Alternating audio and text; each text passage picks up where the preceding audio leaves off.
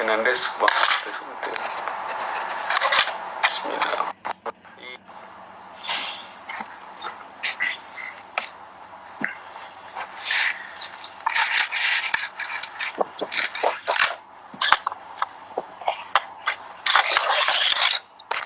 Assalamualaikum warahmatullahi taala wabarakatuh.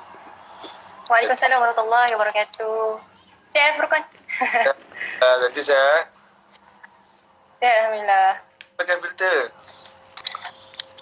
Filter? Kena pakai? Mula jadi ya? Tak perlu, tak apa. Tak apa, betul. Tak apa. Kita dah baby face tak apa. Okey Zati, kita buka kelas kita dengan umul kita Al-Fatihah. A'udzubillahi minasyaitonir rajim. Bismillahirrahmanirrahim. Alhamdulillahirabbil alamin. Maliki yaumiddin. Iyyaka na'budu wa iyyaka nasta'in. Mustaqim shiratal ladzina an'amta 'alaihim ghairil maghdubi 'alaihim. Okey, apa khabar semua?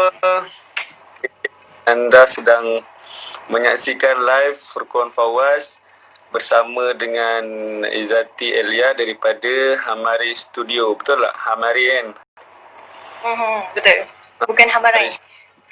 Ha? Kena sebut dah Hamari Betul lah, betul. Betul. Selalu orang salah sebut.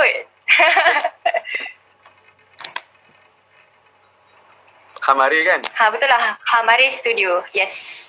Sebelum kita pergi lanjut, Hamari tu maksud dia apa? Alamak, soalan cepu mas. Sebenarnya Zati pun tak tahu. Kena tanya founder kot. Ada kena dengan Humairah ke? Tak ada eh? Rasanya dia cuba try Google Translate. Lah. Search Hamari tu maksud dia apa? Macam ni, macam mana ni? Macam mana nak promosi Hamari ni? Kita apa? Zati berada di tajuk kita sebab saya selalu juga ditanya kan, apakah perluan dan boleh ke perempuan berdakwah. Rasanya Zati pun mesti pernah banyak kali kena kan? Kenapa Ramai tanya. Zati mesti nak terjebak dalam dunia dakwah, sedangkan perempuan ni itulah aurat, itulah suara itu aurat. Muka boleh bawa fitnah lah, apalah macam-macam kan. Jadi apakah rasanya Zati dah bersedia kan untuk jawab soalan ni? Sebab itulah tajuk besar kita, keperluan perempuan ataupun wanita berdakwah. Senang cerita di media sosial. Jadi boleh mulakan Zati, insya-Allah. Okay, a'udzubillahi minasyaitonirrajim. Bismillahirrahmanirrahim. Alhamdulillahirabbil alamin wassalatu wassalamu ala asyrafil anbiya'i wal mursalin wa ala alihi washabbihi ajma'in. Qala rabbi shrah li sadri wa yassir li amri wahlul 'uqdatam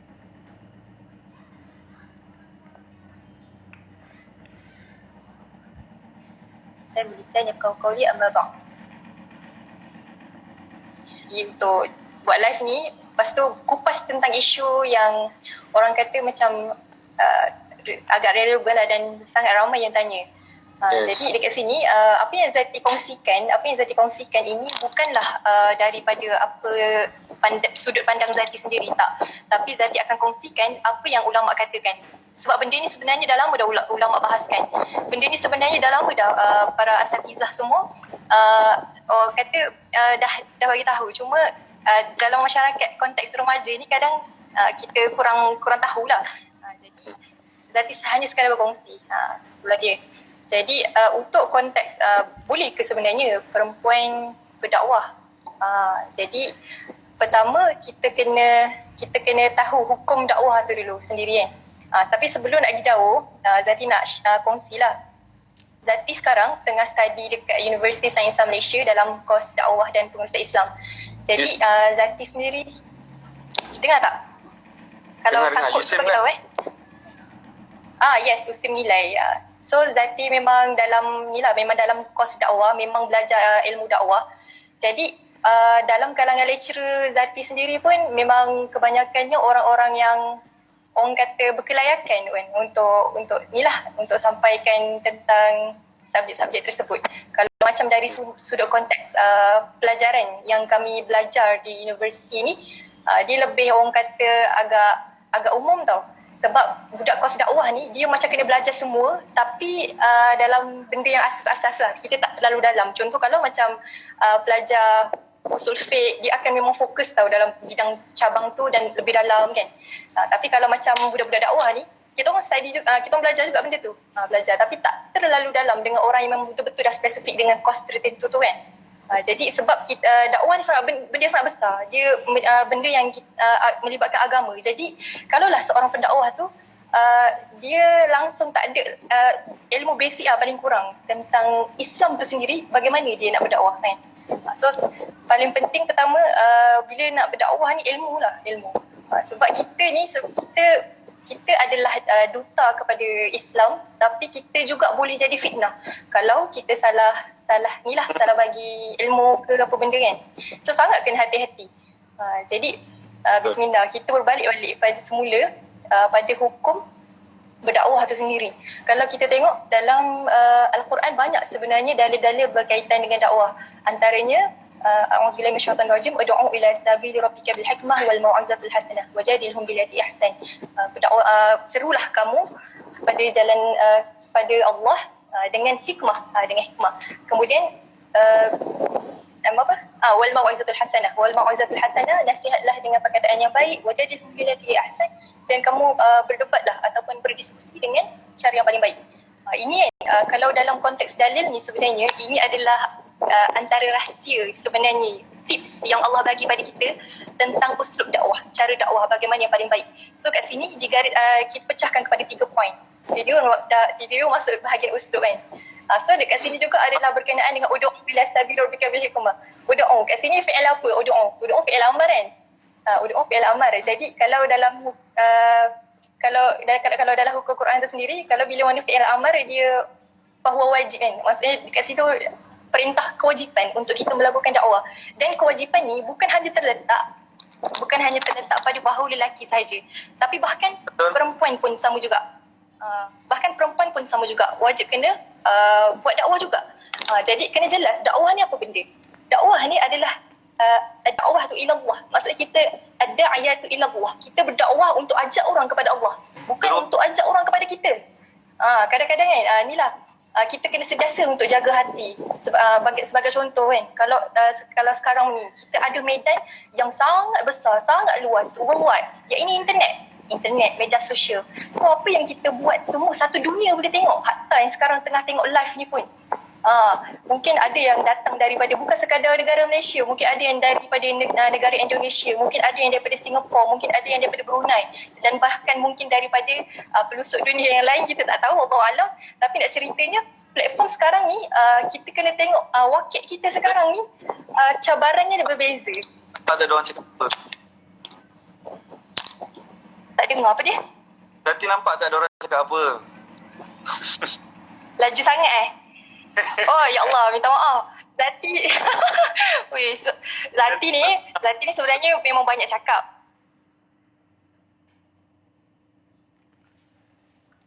Jadi bila kalau sekali cakap tu macam laju sangat. Oh kesian. Okay, sorry, minta maaf sangat sebab laju minta maaf sebab after this Zati kena perbaiki cara cakap kena perlahan sikit. Okay, kita cuba perlahan. Nanti kalau Zati laju balik bagi tahu tegur laju sangat bagi tahu je. Okay, insyaAllah. Okay, so tadi kita dah ni lah, maksudnya kat sini kita dah jelas hukum berdakwah tu wajib bagi setiap muslim, bukan pada lelaki saja tapi pada wanita juga. Okay, tapi bila kita bahaskan kat sini cerita tentang bagi orang perempuan nak berdakwah, terutama dekat khalayak umum.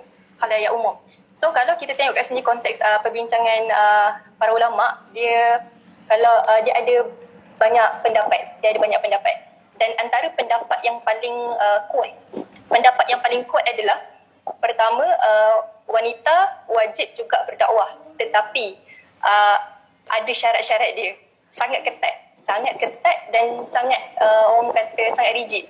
Okay. Sebab apa? Sebab perempuan ni secara fitrahnya dia adalah indah. Tak ada perempuan yang tak cantik kat dunia ni. Semua perempuan cantik-cantik. Jadi dekat sini kecantikan inilah yang kadang-kadang menjadi senjata iblis. senjata iblis untuk menghanyutkan para rijal, orang lelaki. Jadi that's why kenapa perempuan kalau nak berada di halayak ramai, banyak sangat benda yang dia kena jaga. Kalau sekarang ni lah, macam Zati yang bila kat dalam kuliah, bila lecturer Zati lecture pasal isu dakwah sekarang, kita tengok kalau dalam wakil sekarang, kita tengok dalam konteks keperluan perempuan tu sendiri untuk dalam bidang dakwah ni, antara salah satu faktornya, perempuan mendominasi dunia.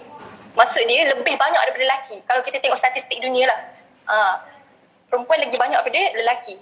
Lepas tu nak ceritanya para asatizah ataupun para ilmuwan dalam kalangan perempuan tu sendiri sikit, tak banyak. Cuba kita tengok asatizah yang ada dekat Malaysia. Cuba apa dia? Kalau kat Malaysia asatizah sikit. Kan betul. Cuba Furqan sebutkan antara asatizah yang ada dekat Malaysia. Perempuan lah kan? Yang kita selalu akan jadi rujuk. Betul. Ustazah Asma Harun. Okay, betul lagi. Okay, Izzati Alia. Saya tak termasuk. Saya hanya berkongsi. Saya tak boleh jadi pakar rujuk lagi. Apa orang gitu? Farzana Rais. Dia kalau level kami ni masih lagi belajar. Sangat sikit.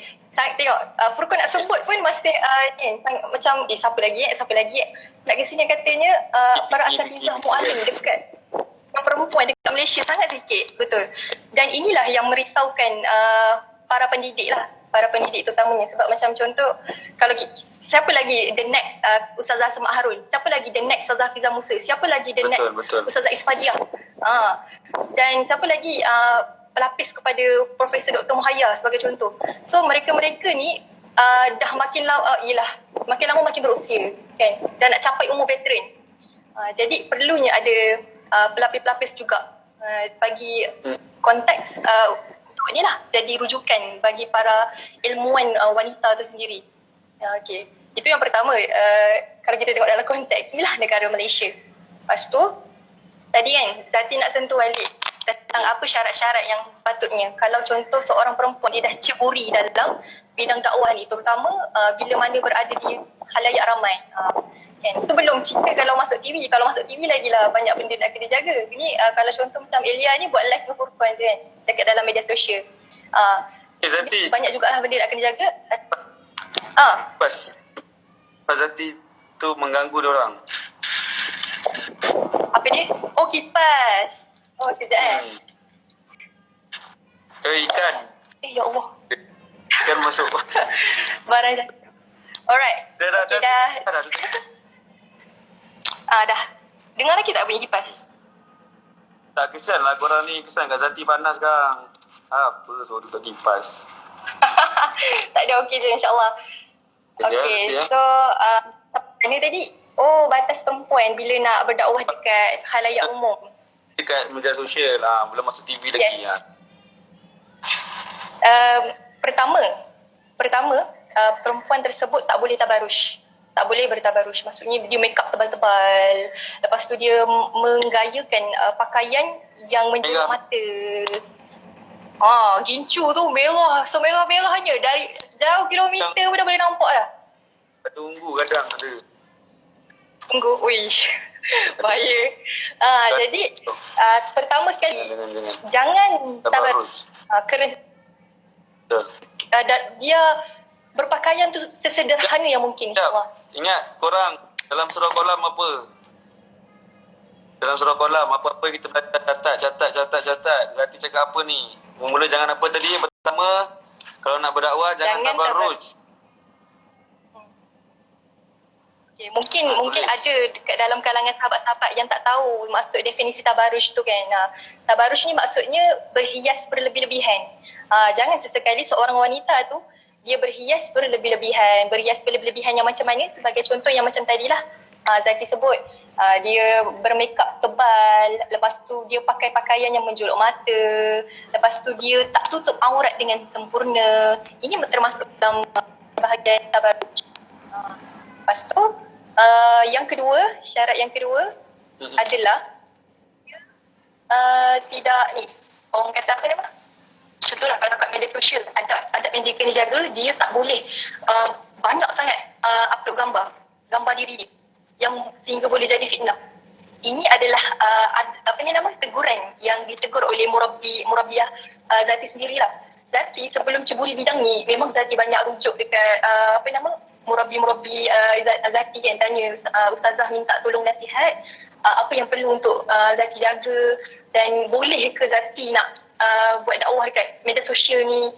Dan antara perkara yang paling ustazah tekankan gini, kalau boleh perempuan, ini benda yang ulama tak ada khilaf, perempuan boleh nak berdakwah, tapi berdakwah biasa sama dengan perempuan. Berdakwah dengan perempuan tu lebih aula, lebih utama. Sebagai contoh, dia buat satu, kalau dia nak buat ceramah kan, kalau dia dah buat ceramah, dia buatlah dalam satu ceramah yang private, dalam grup private Google Meet. Yang ni memang tak ada khilaf. Yang ni memang ulama semua sependapat boleh. Yang ni boleh. Tetapi bagaimana pula situasi bila mana di dalam satu majlis dia sebagai penceramah, dalam keadaan penontonnya ada lelaki, dalam keadaan penontonnya ada perempuan, bercampur. Kan, dia perempuan, dia nak bagi ceramah, penontonnya ada lelaki, ada perempuan, bercampur. Jadi bagaimana pula kalau dalam konteks ini ulama khilaf, ada pendapat yang membolehkan, ada pendapat yang tak boleh, maksudnya tak kasih. Yes, dan kebanyakan ulama tak kasih. Kebanyakan, tapi ada sebahagian yang kasih tau. Ada sebahagian yang kasih, dan yang kasih ni, yang boleh ni, yang maksudnya boleh ni, dia ada letak syarat. Maksudnya bukan boleh dengan hanya boleh macam tu je. Dia boleh tapi dia bersyarat. Sebab tu tadi saya sebut, antara syarat-syaratnya tu yang pertama tadi, tak boleh bertabaruj.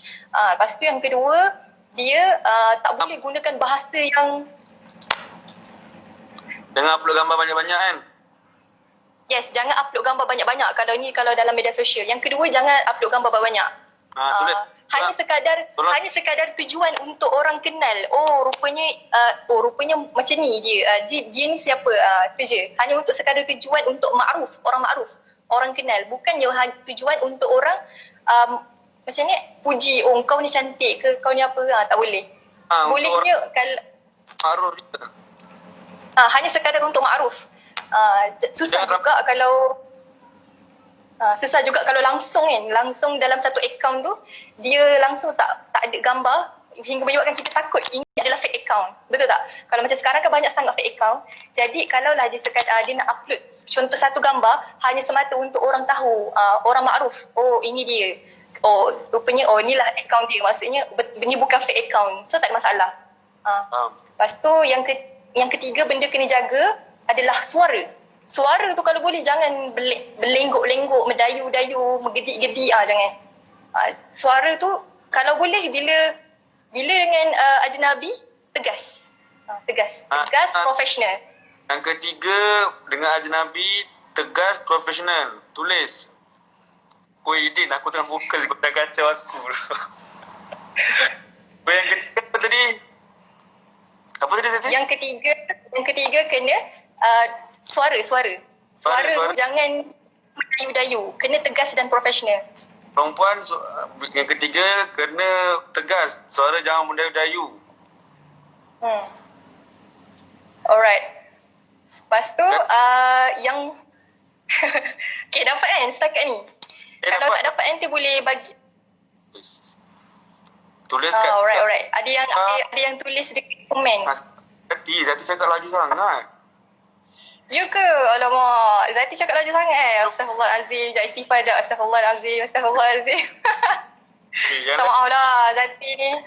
Nota, kemudian tulis kat sini. Saya nak pin yang ketiga.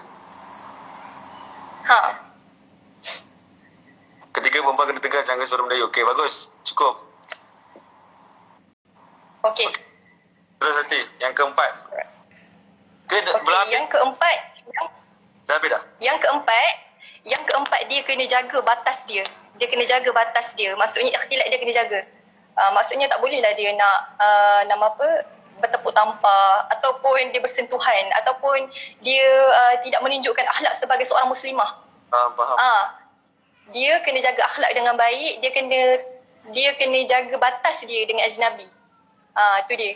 Dapat tak poinnya? Maksudnya yang keempat ni, poin dia kena jaga batas. Yang keempat, batas. Yes, kena jaga batas. Yang keempat, batas guys. Jangan bertepuk tampar. Pukul lagi bertepuk tampar pula lelaki perempuan. Tak, sorry. Ni Fernandez mana boleh tegas sangat. Okey, sebagai contoh kan, macam biasa tak kalau macam penceramah kan, macam Furqan sendirilah kan, Furqan kalau pergi satu event, orang jemput, lepas tu tiba-tiba ada macam fans Furqan kan, nak ambil gambar sama-sama, betul tak? So dekat situ pun kena jaga kena jaga batas, kena jaga jarak, jangan berduaan. Kalau boleh biar ambil gambar tu ramai. Apa dia? Zati mesti selalu kan menghadapi situasi tu?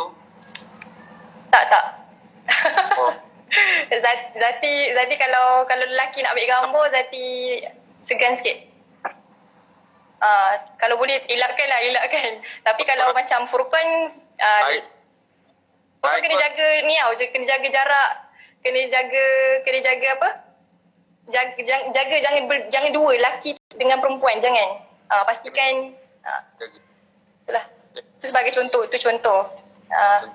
Okey, lepas tu yang kelima, korang dah tulis keempat. Jaga batas ikhtilat, jangan bertepuk, bertampar.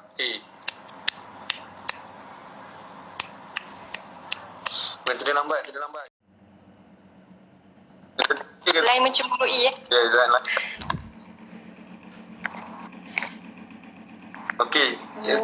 Internet tak? Like tak? Semua tengok. Like. Cuba Zati bergerak sikit. Okey, like tak semua? Okey dah. Okey. Okey dah okey Alhamdulillah. Zati, kita dah ke yang kelima. Okey, dah pergi yang kelima okey, cukuplah 5 dulu. Dan banyak lagi sebenarnya yang kena jaga kalau macam dalam... Ini baru 4. 5 tadi dah kan? Okey guys, kita ulang balik. Yang pertama apa tadi? Tabarruj. Oh, belum Tabarruj. Yang kedua, suara. Jangan gemar gemalai. Jangan lemah gemalai. Jangan menggedi-gedi. Jangan apa lagi Zati? Jangan mengada-ngada. Okey, yang kedua. Yang ketiga, jangan bertepuk bertampar. Bukan. Jaga batas. Itu yang keempat. Sebenarnya lupa yang empat, jangan banyak post foto sangat. Jangan post foto sangat. Yang itu kedua. Yang ketiga, suara. Yang keempat, jaga batas ikhtilat. Yang kedua, yes. Dah habis. Okay, dan yang kelima, jaga akhlak. Jaga akhlak sebagai muslimah. Tulis. Janganlah. Akhlak sebagai... Yes. Kalau kita boleh tengok kan, kalau kita sebut tentang akhlak, antara sebaik-baik wanita Sri Kandi yang kita boleh contohi adalah Sayyidina Fatimah radhiyallahu anhu. Bila mana bapanya Rasulullah SAW bertanya kepada anaknya, wahai Fatimah anakku, dia kata apa yang orang perempuan paling suka. Lalu apa yang Sayyidina Fatimah sebutkan? Fatimah sebut apa yang perempuan paling suka adalah bila mana dia tidak melihat lelaki dan lelaki tidak melihatnya. Subhanallah. Dan kita kena sedar Sayyidina Fatimah ini adalah ketua mukminat dalam syurga nanti. Jadi kalau kita nak jadi follower kepada Sayyidina Fatimah, kita kenalah ikut cara dia. Macam tu. Jadi that's why banyak sangatlah benda nak kena jaga bila mana kita dalam konteks wanita menceburi dengan masyarakat, bersama dengan masyarakat. Okay, so kat sini kemudian apa lagi Zati nak share sikit lah tentang peranan orang perempuan sendiri. Kenapa sebenarnya dia kena berdakwah kan? Peranan dia antara yang pertama, kan Allah SWT ada sebut dalam surah An-Nur ayat yang ke-30. Zati, peranan. Tulis, korang buat peranan. Okay, korang tulis dulu peranan. Baguslah. Catat. Dia tak nak diorang terlepas. Zati tak bagi peluang diorang mencatat. Ya ke Allah? Okeylah, kita perlahan insyaAllah. Minta maaf Okay. Alright. So, Cuba Furqan bacakan boleh tak? Furqan bacakan surah At-Taubah ayat 71. Apa muka dia? Serta dengan makna. Apa Yang dan orang-orang yang beriman, lelaki dan perempuan. Sebahagian mereka adalah menjadi penolong bagi sebahagian yang lain. Cuba Zati baca dulu. Saya boleh sambung pangkal dia. Oh, ya ke? Baru nak dengar Furqan ngaji. Ini surat Zati. Saya panel moderator. Zati.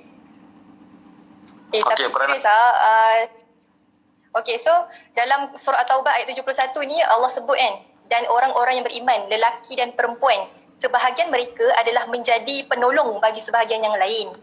Mereka menyuruh yang ma'ruf dan mencegah dari yang mungkar. Okey, dekat dalam konteks ayat ni, maksudnya kat sini Allah Subhanahu Wa Taala ada sebutkan kita ni sebenarnya ada tugas untuk saling bantu-membantu antara sesama lain. Allah ciptakan lelaki dan perempuan untuk saling bantu-membantu antara sesama lain. Faham tak?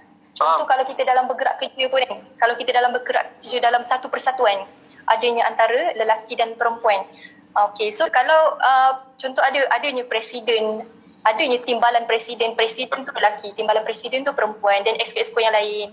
So dalam konteks persatuan sendiri, adanya lelaki dan perempuan. Dan cuba kita bayang, kalaulah andai kata gerak kerja dakwah ni dilakukan hanya para lelaki dan perempuan-perempuan hanya berada dalam rumah sahaja, tidak berkontribusi juga kan dalam untuk membangunkan negara, dalam konteks nak membangunkan membantu agama, bagaimana agaknya? Mesti tak boleh sebab ini dakwah ni adalah kerja yang berat, kerja yang besar, memerlukan kepada kontribusi bersama antara lelaki dan perempuan. Sebab apa? Sebab lelaki ada kelebihan yang tersendiri, perempuan ada kelebihan yang tersendiri, dan lelaki juga ada kelemahannya tersendiri. Perempuan pun ada kelemahan. Kejap, Zati pergi buka kipas, diorang suruh. Oh, perlu ya? Zati, tak kesian lah. Kipas. Okey dah, sikit dah. Alright, so kat sini kita nampak kan bagaimana peranan untuk wanita berkontribusi juga dalam masyarakat untuk berdakwah adalah antara peranan yang pertama adalah untuk melengkapkan sendiri peranan lelaki tadi. Kita sedia maklum lelaki ni adalah pemimpin kepada negara, pemimpin kepada keluarga, pemimpin kepada masyarakat. Dan lelaki tak boleh nak gerak seorang. Lelaki kena ada wanita di belakangnya untuk bantu. Betul. Jadi perempuan tu sendiri peranannya adalah untuk melengkapkan peranan utama kaum lelaki tu sendiri. Catat. Melengkapkan peranan kaum lelaki. Tulis. Melengkapkan peranan kaum lelaki.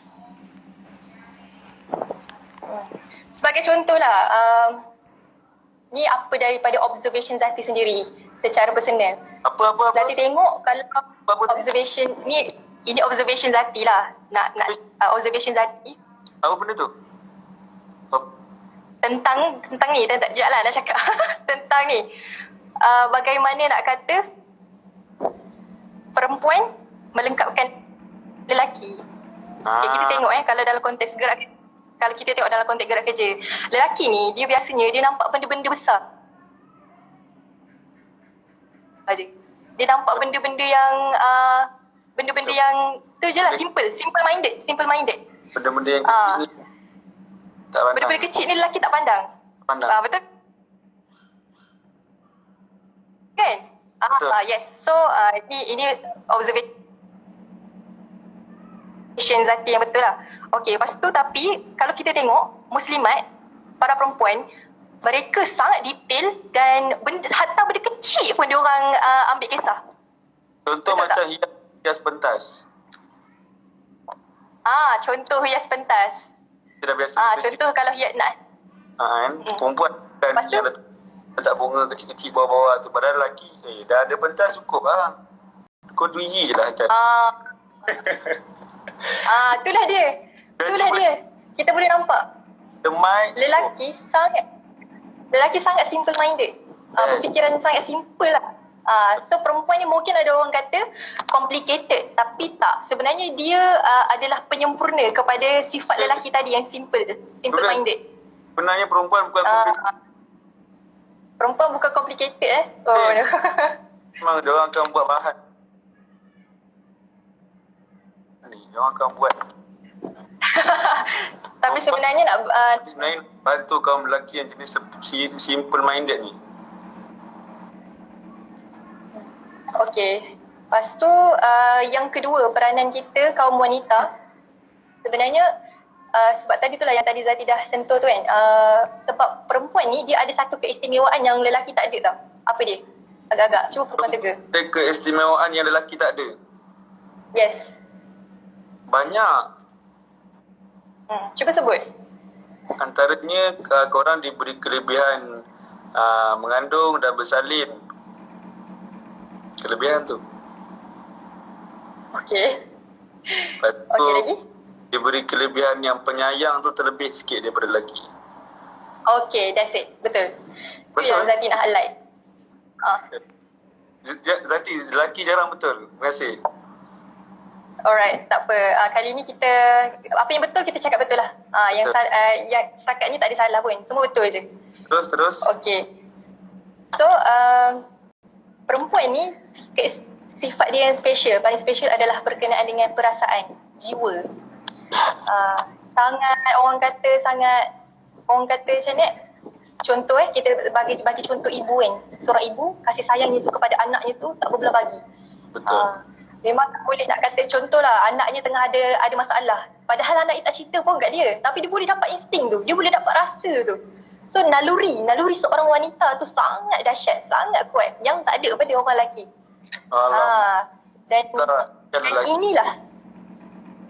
Dan inilah yang sepatutnya wanita gunakan sebagai senjata yang paling kukuh dalam dakwah sendiri, dalam buat dakwah. Sebagai contoh bila kita buat dakwah, kita ajak orang untuk kenal Allah, kita ajak orang, kita bagi tahu orang tentang Islam, tentang syurga, neraka. Beza contoh kalau penyampaian lelaki, dia lebih kepada orang kata macam straight to the point. Tapi kalau perempuan ni kadang-kadang dia punya penyampaian ni lebih menjiwai. Kadang-kadang tu ada pun yang sampai nangis, bukan kata lelaki pun tak ada penyampaian macam ni, ada. Tapi nak ceritanya kebanyakan perempuan ni lebih menjiwai. Dan ini orang kata bila cerita tentang jiwa ni, dia akan lebih sampai kepada jiwa mad'u tu sendiri, orang yang kita dakwah kan. Macam tu. Sebagai contoh kan, Zati ada tengok tau satu ceramah Dr. Zakir Naik ni. Kalau kita tengok kan, isteri Dr. Zakir Naik kan, dia pun sebab dia pun adalah seorang da'i muslimah. Tapi isteri Dr. Zakir Naik. Tapi isteri Dr. Zakir Naik ni dia memang khusus dia buat dakwah sesama muslimat saja. Memang tertutup. Dia buat tertutup. Memang sama muslimat sajalah. Betul-betul jaga. Dan nak ceritanya lagi dahsyat dakwah, dia sendiri yang kata, Dr. Zakir Naik sendiri yang cakap. Dia cakap nama apa? Isteri dia tu sebenarnya Islamkan orang lebih ramai daripada dia, gitulah. Antara kalangan muslimat tu. Nak ceritanya hebatnya dakwah, dia kata dia sendiri kagum dengan dakwah isteri dia. Lepas tu ada juga orang yang tanya kan dekat Dr. Zakir Naik kan, apa hukum boleh ke perempuan berdakwah, macam tu kan. Lepas tu apa Dr. Zakir Naik kata, bukan persoalan tu tak patut tanya, bukannya boleh, tapi memang wajib. Sebab tu dakwah ni bukan semata lelaki je, perempuan pun kena juga. Tapi macam yang Zati cakap awal tadi, banyak benda nak kena jaga. Dan antara benda yang paling orang kata paling afdal lah, paling terbaik bagi pendakwah perempuan tu sendiri adalah dia berdakwah sesama muslimat, dia berdakwah sesama perempuan. Jadi kat sini Zati nak tegur sikit bukan sekadar tegur kepada sahabat-sahabat je, tapi bahkan diri Zati juga. Seandainya kalau kita ada kemusykilan kan, banyak tanya, ingin tahu jawapan ke apa ke, kalau boleh selagi mana mampu dengan sesama jantina lebih baik berbanding nak tanya berlainan jantina. Contohlah macam Furqan, ramai tak orang DM tanya itu ini yang perempuan? Ramai tak? Ramai kan? Betul tak? Ramai kan? Ramai. Kadang-kadang tu ada soalan yang macam tak patut.